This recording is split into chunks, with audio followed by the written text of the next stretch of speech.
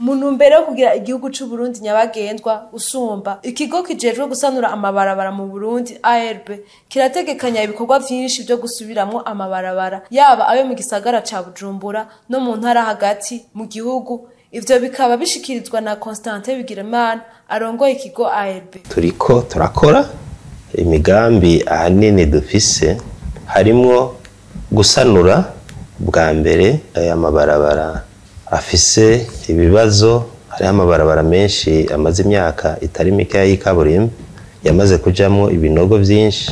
Ubu rero turamaze gutumako ibikoresho harimo ikaburimbi tuzokoresha. Ubu tugira dutangure mu minsi iza dusubire ibikorwa byo kuzibira ibinogo mu mabarabara. Amakanivo aho yononekaye canke amapave turiko turabirepara. Ahandi aho bisaba uburyo bwinshi twaranditse amakete dusaba abadukurira kugira ngo baturonse ubwo buryo, ariko mu migambi mikuru harimo gusanura amabarabara yarahasanzwe, hakaba n'amabarabara ahuza amakomine mu gihugu. Twifuza ko aba akoze neza kugira ngo abenegihugu bashobore kuyakoresha mu bucuruzi bwabo canke mu bindi bikorwa vya misi yose. Ayo makomine yose akaba nyabagendwa ashobora guhura atangorane n'imwe.